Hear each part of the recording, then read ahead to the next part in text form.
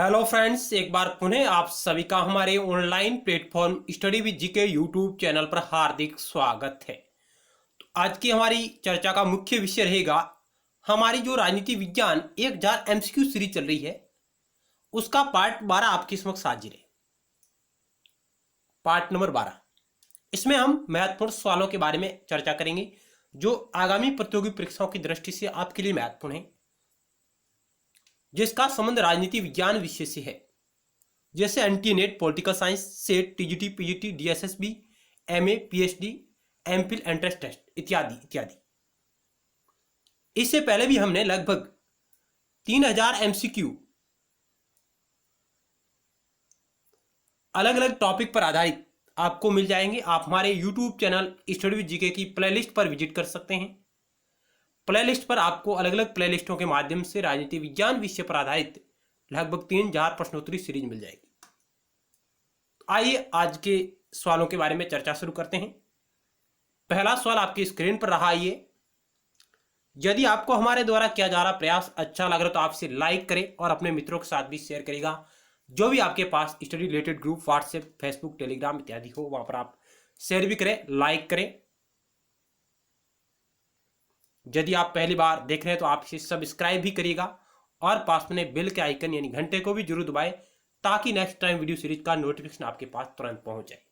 पहला सवाल क्या कह रहा है कि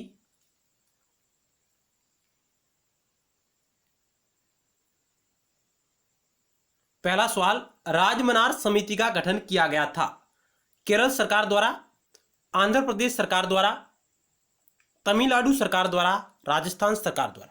क्या होगा इस पहले सवाल का राइट आंसर? राजमनार समिति का गठन किया गया था किसके द्वारा? केरल सरकार द्वारा, आंध्र प्रदेश सरकार द्वारा, तमिलनाडु सरकार द्वारा, राजस्थान सरकार द्वारा। क्या होगा इस सवाल का राइट आंसर?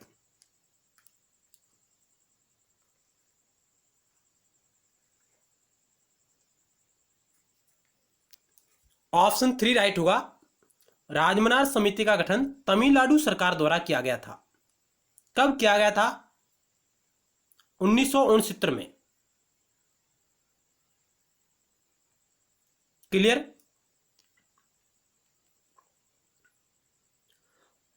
राजमनार समिति तमिलनाडु सरकार द्वारा 1969 में गठित की गई थी और इसने अपनी 3 मुख्य सिफारिशें दी थी। अवशिष्ट विषय या तो समाप्त कर देने चाहिए या राज्यों को सौंप देने चाहिए। अवशिष्ट विषय या तो समाप्त कर देने चाहिए या राज्यों को सौंप देने चाहिए, ये बात इसने कही थी। और अंतर्राज्यीय परिषद का गठन किया जाना चाहिए। इसके अलावा इन्होंने तीसरी बात कही थी, अखिल भारतीय सेवाओं को समाप्त किया जाना चाहिए। ये इसकी 3 मुख्य सिफारिशें रही। केंद्र राज्य संबंधों पर इन्होंने जो अपनी राज्य को अधिक स्वायत्तता देने की बात कही और उसी के अंतर्गत इन्होंने ये अपनी मुख्य सिफारिशें दी थी। राजमनार समिति तमिलनाडु सरकार द्वारा 1969 में गठित की गई थी।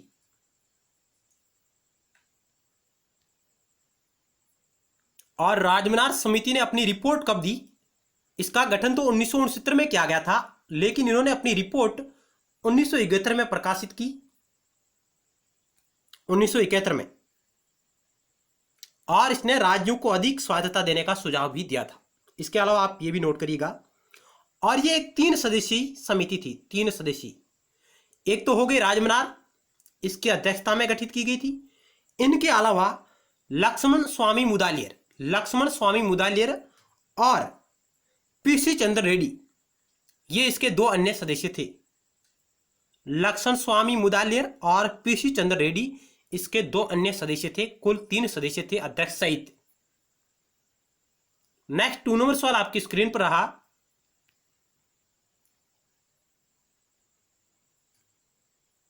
निम्नलिखित कथनों किसने कहा है कि शक्ति साध्य इसलिए है कि शक्ति प्राप्त होने पर राष्ट्रीय हितों की प्राप्ति स्वतः हो जाती है? यानी निम्नलिखित कथन किसने कहा है? शक्ति साध्य इसलिए है कि शक्ति प्राप्त होने पर राष्ट्रीय हितों की प्राप्ति स्वतः हो जाती है। यह बात किसने कही? Martin Wight, E.H. Carr, Morgenthau, John W Burton. क्या होगा इस सवाल का right answer? Option C right होगा। मॉर्गेनथाउ कहते हैं। मॉर्गेनथाउ जो यथार्थवादी विचारक है, शास्त्रीय यथार्थवादी विचारक हंस जे मॉर्गेनथाउ, पॉलिटिक्स अमंग नेशंस इनकी महत्वपूर्ण रचना है। यह कहते हैं कि शक्ति साध्य इसलिए है कि शक्ति प्राप्त होने पर राष्ट्र हितों की प्राप्ति स्वतः हो जाती है। इन्होंने कहा कि अंतरराष्ट्रीय राजनीति शक्ति संघर्षों पर आधारित है। यह बात मॉर्गेनथाउ कहते हैं। नेक्स्ट सवाल आपकी स्क्रीन पर रहा 3 नंबर।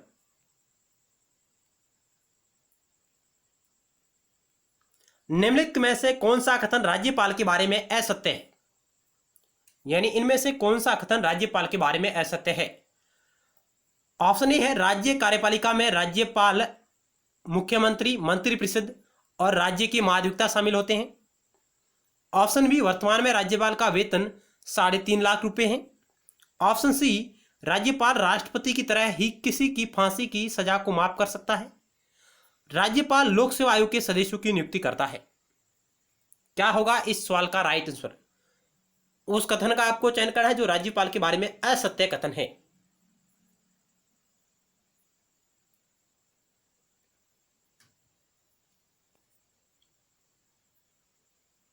ऑप्शन सी राइट होगा। राज्यपाल राष्ट्रपति की तरह किसी की फांसी की सजा को माफ कर सकता है। यह बात बिल्कुल गलत है, क्योंकि राज्यपाल है जो फांसी की सजा को माफ नहीं कर सकता है। फांसी की सजा को वह आजीवन कारावास में बदलने की सिफारिश कर सकता है या उसे कम कर सकता है, उसे बिल्कुल माफ नहीं कर सकता। ऑप्शन सी आपका राइट होगा, जबकि बाकी कथन ए, बी और डी बिल्कुल सही है।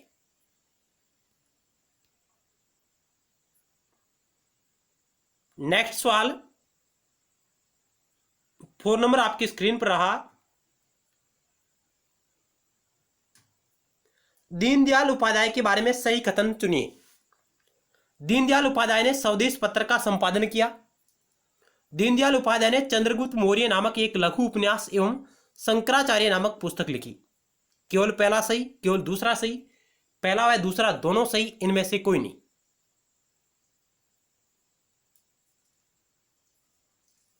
इस 4 नंबर सवाल का ऑप्शन आपका सी राइट होगा। पहला व दूसरा दोनों सही है। उन्होंने स्वदेश पत्र का संपादन किया और इन्होंने चंद्रगुप्त मौर्य नामक एक लघु उपन्यास और शंकराचार्य नामक पुस्तक भी लिखी। और इन्होंने एकात्मक मानववाद का विचार दिया था। एकात्मक मानववाद का विचार भी इन्होंने रखा था, दीनदयाल उपाध्याय जी ने। नेक्स्ट 5 नंबर सवाल है,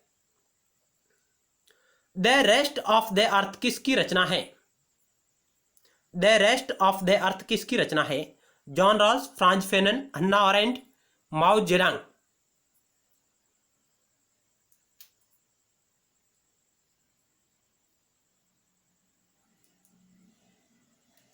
ऑप्शन 2 राइट होगा। फ्रांज फेनन की यह रचना है, फ्रांज फेनन। फ्रांज फेनन की एक और अन्य रचना है, black skin white mask.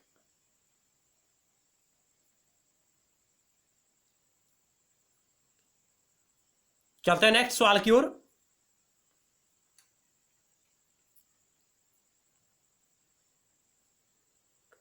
Six number, मुक्ति आंदोलन का स्रोत न तो शहरी मध्यम वर्ग है, न ही अफ्रीकी संस्कृति की ओर लौट चलने की प्रेरणा, न अश्वेत जाति के गुरु की पुकार। किसने कहा कि मुक्ति आंदोलन का स्रोत न तो शहरी मध्यम वर्ग है, न ही अफ्रीकी संस्कृति को लौट चलने की प्रेरणा और न अश्वेत जाति के गुरु की पुकार है? फ्रांज फेनन, मार्क्स, गांधी, माओ तुसे तुंग।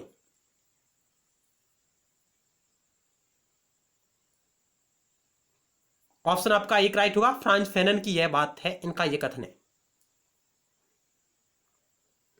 नेक्स्ट सवाल,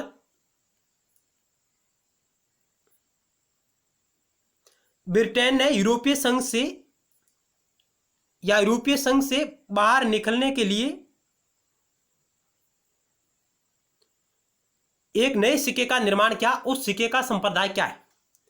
ब्रिटेन ने यूरोपीय संघ यानी ईयू से बाहर निकलने के लिए एक नए सिक्के का निर्माण किया, उस सिक्के का संप्रदाय क्या है? 10 फेंस का है, 20 फेंस का है, 50 फेंस का है, 5 फेंस का है। ऑप्शन सी राइट होगा, 50 फेंस।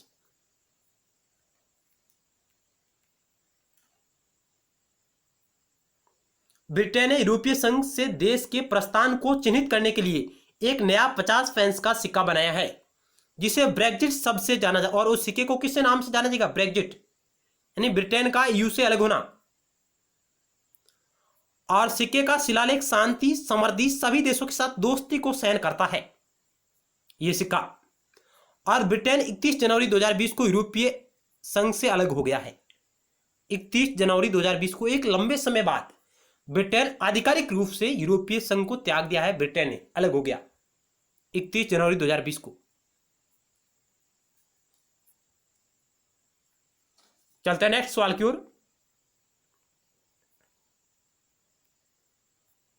8 नंबर सवाल, प्रधानमंत्री शहरी ग्रामीण आवास योजना की शुरुआत कब की गई? प्रधानमंत्री शहरी ग्रामीण आवास योजना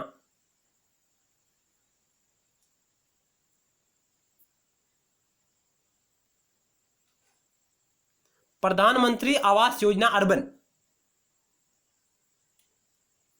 इसकी शुरुआत कब की गई थी? 2013, 2014, 2015, 2017?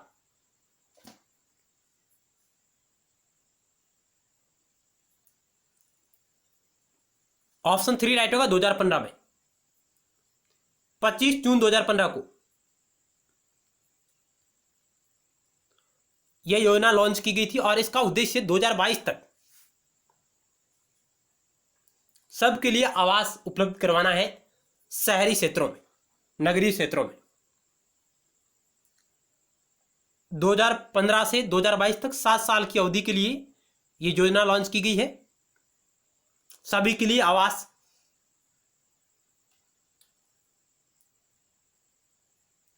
और इसके अलावा 25 जून 2015 को इन्होंने, भारत सरकार यानी केंद्र सरकार मोदी जी ने इस योजना को लॉन्च किया। इसके अलावा उन्होंने एक अमृत योजना की भी शुरुआत की और स्मार्ट सिटी मिशन का भी शुरुआत की थी।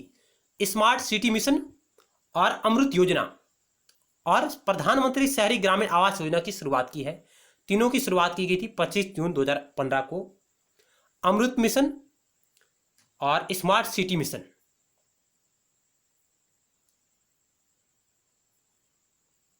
उनके बारे में हम अलग से जानकारी प्राप्त करेंगे नेक्स्ट वीडियो में। चलते हैं नेक्स्ट सवाल की ओर। ऑप्शन 3 राइट होगा, 2015। 9 नंबर सवाल है, राजनीत जेतुंग पत्रिका का संपादन युवावस्था में किसने किया? रूसो ने, माओ जेडांग ने, कार्ल मार्क्स ने, एम एन रॉय ने। राजनीत जेतुंग पत्रिका का संपादन युवावस्था में किसने किया था? ऑप्शन 3 राइट होगा, कार्ल मार्क्स ने। नेक्स्ट सवाल 10 नंबर, भारत की पूर्ण आजादी एवं 26 जनवरी को स्वतंत्रता दिवस स्वीकार करने की मांग किसने की थी? महात्मा गांधी ने, पंडित जवाहरलाल नेहरू ने, गोपाल कृष्ण गोखले ने, सुभाष चंद्र बोस ने।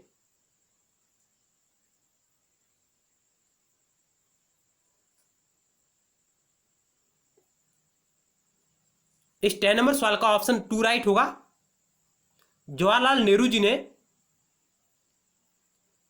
भारत की पूर्ण आजादी और 26 जनवरी को स्वतंत्रता दिवस स्वीकार करने की मांग की थी। नेक्स्ट सवाल आपकी स्क्रीन पर रहा,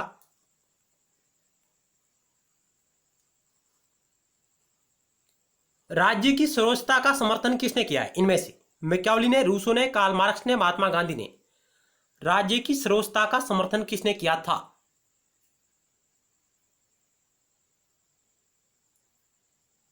ऑप्शन आपका 1 राइट होगा, मैकियावेली ने। मैकियावेली एक तरह के यथार्थवादी विचारक हैं। इन्होंने शेर और लोमड़ी की नीति का भी शासक के लिए अपनाने पर बल दिया। और द प्रिंस इनकी प्रसिद्ध रचना रही है मैकियावेली की, यह भी आप नोट करिएगा।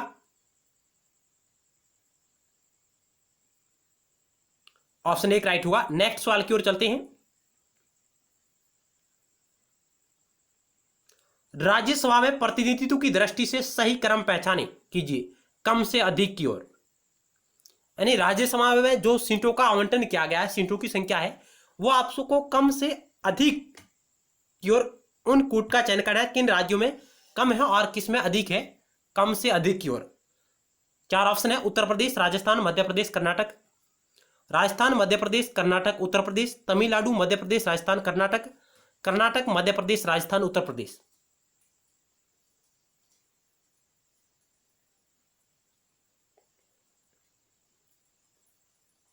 यानी राज्यसभा की जो सीटें हैं वो कम से अधिक किन राज्यों में है, आपको उस क्रम का चयन करना है, कम से अधिक की ओर, आरोही क्रम में।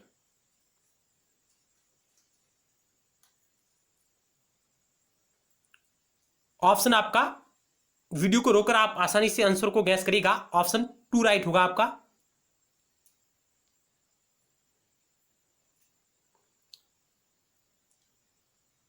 राजस्थान, मध्य प्रदेश, उसके बाद कर्नाटक और उसके बाद उत्तर प्रदेश में।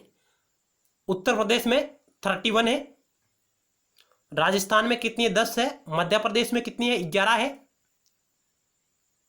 इस प्रकार आपका ये क्रम रहेगा, सबसे कम राजस्थान, उसके बाद मध्य प्रदेश, उसके बाद कर्नाटक और उसके बाद उत्तर प्रदेश। ये इनका क्रम रहेगा। बाकी ये आपके सुमेलित नहीं है, इनका सही क्रम नहीं है।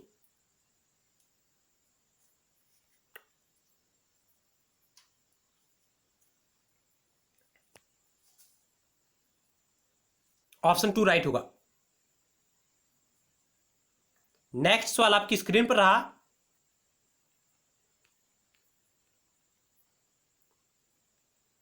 यूनेस्को का मुख्यालय कहां पर स्थित है? UNESCO, Geneva, Paris, New York, Washington. बहुत इजी सवाल है, पेरिस में। और यूनेस्को यूएनओ की एजेंसी है।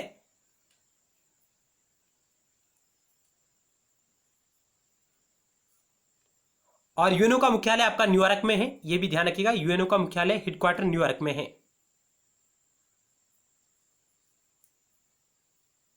नेक्स्ट 14 नंबर सवाल। सुरक्षा परिषद के 5 स्थायी सदस्यों को चार्टर की किस धारा से वीटो प्राप्त है? सुरक्षा परिषद के 5 स्थायी सदस्यों को चार्टर की किस धारा से वीटो प्राप्त है? धारा 32, धारा 27, धारा 23, धारा 10।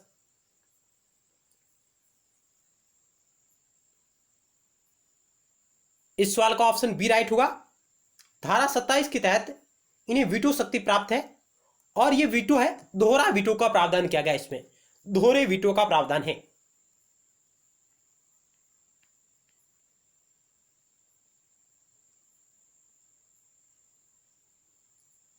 नेक्स्ट सवाल। मनुष्य के नागरिक समाज में शामिल होने का उद्देश्य उनकी संपत्ति की सुरक्षा है, यह किसने कहा था? जॉन लॉक ने, हॉब्स ने, रूसो ने, जेम्स मिल ने। मनुष्य के नागरिक समाज में शामिल होने का उद्देश्य उनकी संपत्ति की सुरक्षा है, यह बात किस विद्वान ने कही है? John Locke, Hobbes, Rousseau, James मिल।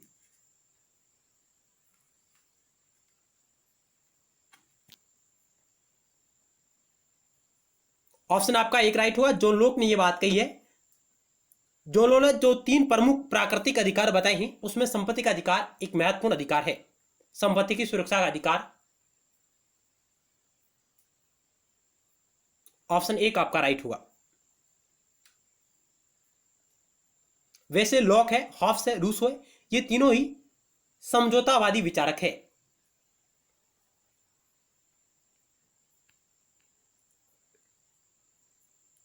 नेक्स्ट 16 नंबर सवाल है। भिन्न नाम वाली 2 खाली बोतलें किस राज्य की दलीय व्यवस्था को इंगित करती है? किस राज्य ने, किस देश की दलीय व्यवस्था को इंगित करती है?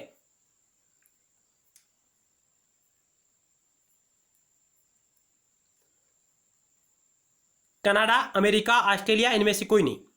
भिन्न नाम वाली 2 खाली बोतलें किस राज्य की दलीय व्यवस्था को इंगित करती है? कनाडा की, अमेरिका की, ऑस्ट्रेलिया की, इनमें से कोई नहीं।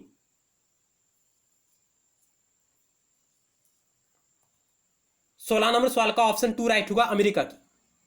ऑप्शन टू आपका राइट होगा। नेक्स्ट सवाल,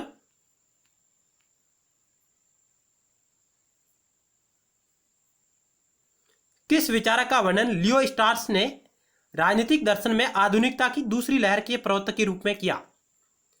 किस विचारक का वर्णन लियो स्ट्रॉस ने राजनीतिक दर्शन में आधुनिकता की दूसरी लहर के प्रवर्तक के रूप में किया? Bentham, John Locke, Hobbes, Rousseau. क्या होगा इनमें से राइट आंसर?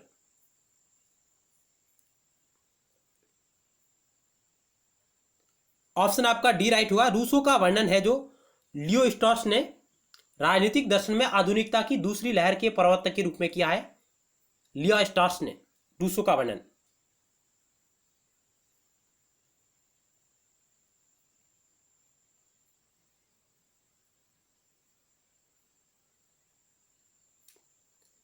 राज्य एक आवश्यक बुराई है। हर्बर्ट स्पेंसर, टी.एस. ग्रीन, जे.एस. Mill, Karl Marx. राज्य एक आवश्यक बुराई है, यह बात किसने कही? इनमें से किस विद्वान ने कहा कि राज्य एक आवश्यक बुराई है?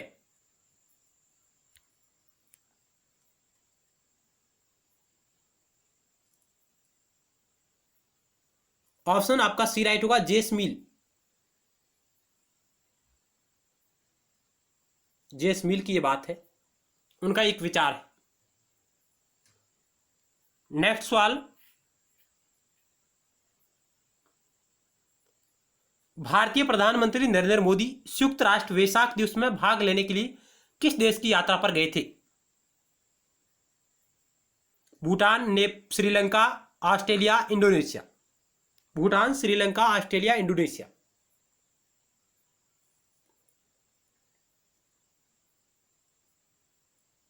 इस सवाल का ऑप्शन बी राइट होगा, श्रीलंका। संयुक्त राष्ट्र वैशाख दिवस में भाग लेने के लिए श्रीलंका की यात्रा पर गए थे।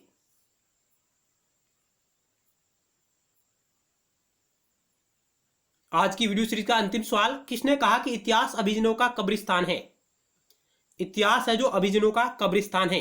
गिटोना Mosca, Robert Michels, Vilfredo Pareto, Sartori.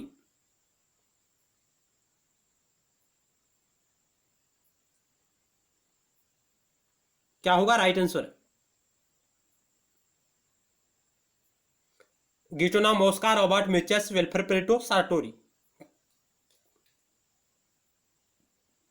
इस सवाल का ऑप्शन आपका सी राइट होगा, विल्फ्रेड पेरेटो ने कहा।